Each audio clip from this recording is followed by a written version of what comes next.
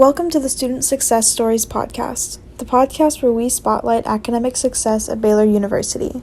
Today we are joined by Drew Harris, where he discusses how he remains academically successful in a pandemic setting. We talk about online learning versus in-person learning and the pros and cons of both of these.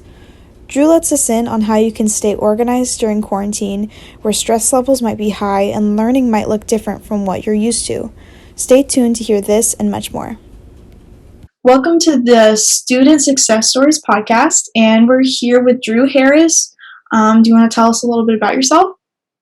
Sure. So obviously my name's Drew Harris, and I'm a sophomore here at Baylor. I'm from Redmond, Washington, so kind of far out there. Mm-hmm. I'm studying mechanical engineering with a minor in business administration.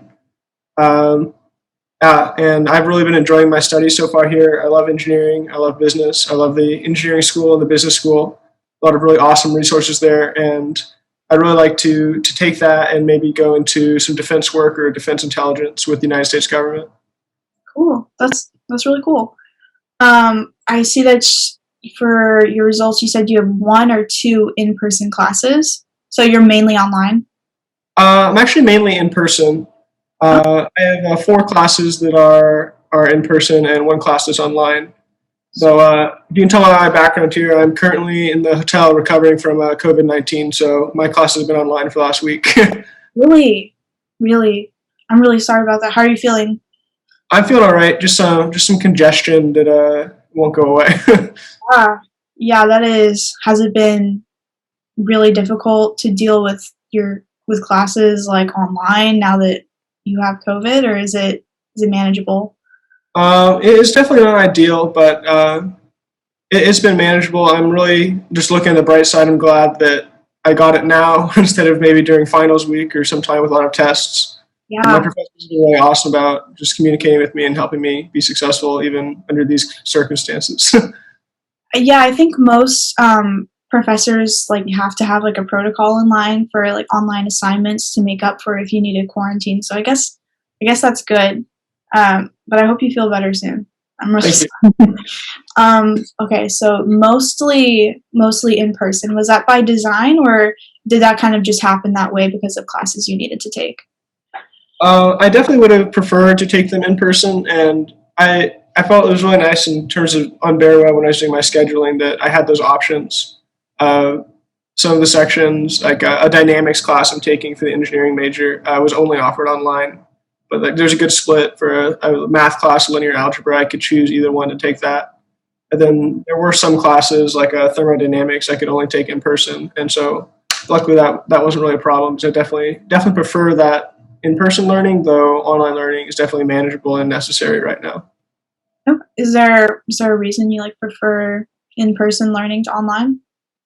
It's just the opportunity to make connections with your classmates and your professors a lot easier in that environment. And online learning isn't impossible. A lot of people are doing it right now. I did it all last spring like everybody else. But I was definitely really glad to have the opportunity to be on campus to really deepen those connections and have that support network for you that's a little harder online, especially being from West Coast. A lot of my friends who go to West Coast schools are all online right now, and it's definitely been a struggle for some of them. Yeah. Was it not by choice that they are doing all online? It's kind of mandatory. Yeah, University of Washington right now is completely online. So I think it's only a couple of clinical labs you could take in person. So it is what it is. Yeah, that's a good way to put it. I feel like it's almost inevitable that you have to deal with quarantining at some point in time, either during last year or this year. There's only so much you can do to avoid that. Anyways, what would you say has been the most surprising challenge to online learning? Most surprising? I don't know if obviously online learning has its challenges. I don't know if any of them are really surprising. I mean, they make sense. It follows naturally from you take all your students out of the classroom all at once, kind of unexpectedly in March. You say, all right, you're going to learn over Zoom now. And so obviously just communication challenges and even motivational issues it's a lot easier to get yourself out of bed if you got to go to class and kind of put yourself together and take notes. Whereas oh yeah, I can roll out of bed 5 or 10 minutes before my Zoom call starts, and technically you can do that, but it's definitely not conducive to learning well and preparing yourself. So like the structure part of it of in-person classes is just makes it easier to show up to things and like get there on time and things like that. Definitely, just inherently the way that those online classes are structured, it requires a little more input from you, Mhm. if that makes sense. Yeah. Yeah, and that just comes to having some self motivation and kind of knowing where you're going and what you want to get out of that class, and having that is super important to being able to do well in that less structured environment. How do you give yourself structure for your online classes when being there and like physically being there isn't an option? Uh, Kind of a major theme, I think, of how I've been able to approach online learning successfully is you kind of have to treat it like a regular class. Um, just in terms of really making sure that you're scheduling well and leaving yourself time to do things, and attacking assignments early, and seeking out resources that you might have to put a little more effort to go find them, but they're still there for you. Yeah. Uh, that's really important. I mean, even just these last few days when I've been in the hotel, it'd be really easy to slide and kind of get behind. But even just waking up at the same time every morning and taking a shower before my classes, like I don't need to do that because I'm completely by myself in a hotel room.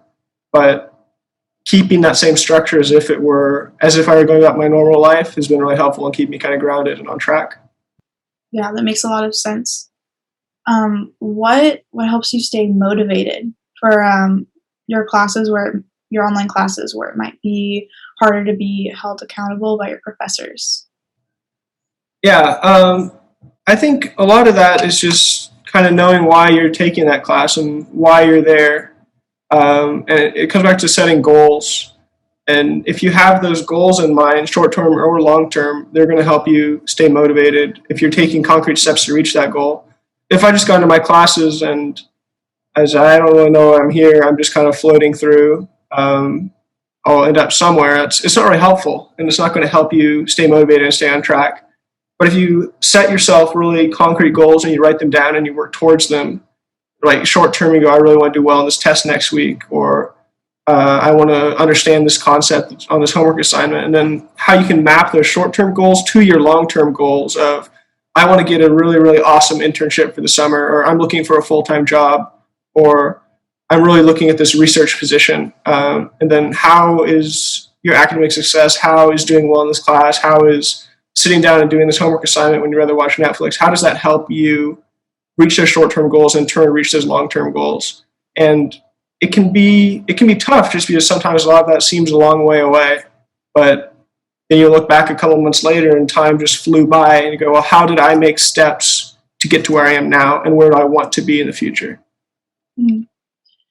And I feel like that's a good habit to just be in anyways, because even in in-person classes, your professors are not responsible for well, they're not responsible for you getting your assignments done on time and knowing, exactly when you need to be doing things. So it's a good practice anyways, even though maybe it wasn't by choice that you're having to practice this sort of like independence, but anyways.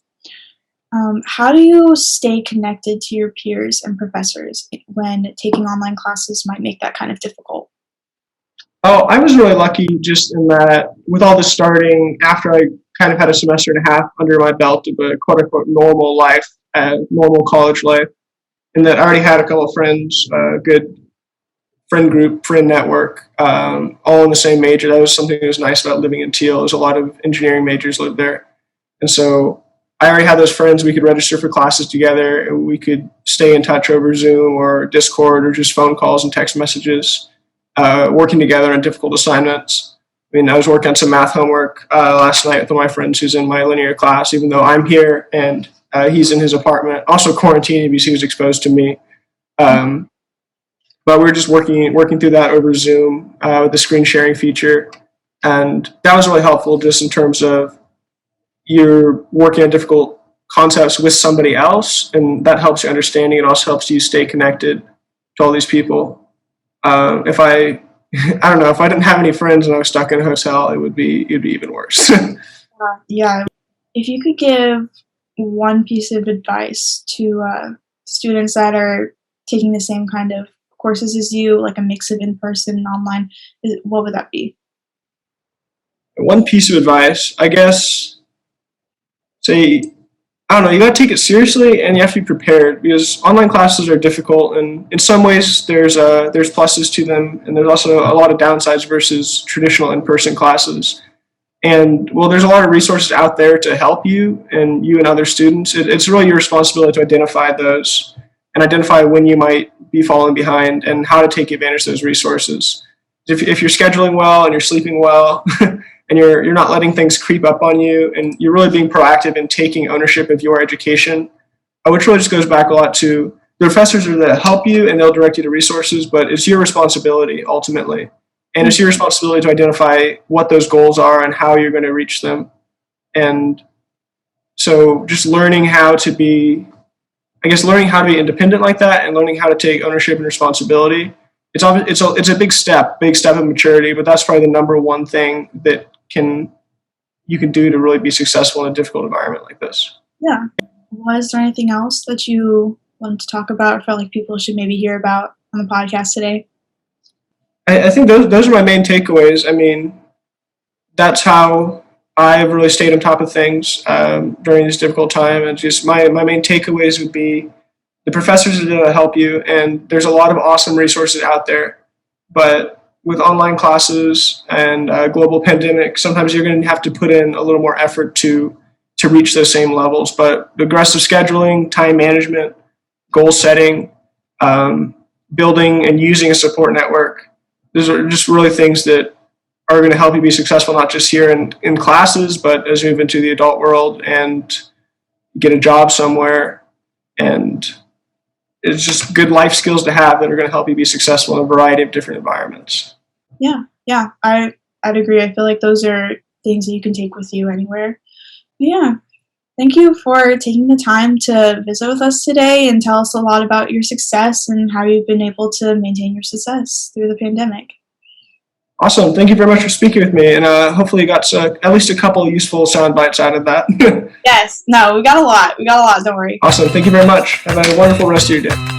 Thank you for tuning in to the Student Success Stories podcast. You can listen to our previous episodes on iTunes, or you can find us on Instagram and YouTube at Student Success Stories. Would you like to be featured on the podcast? DM us on Instagram. Thank you for listening, and sick and bears.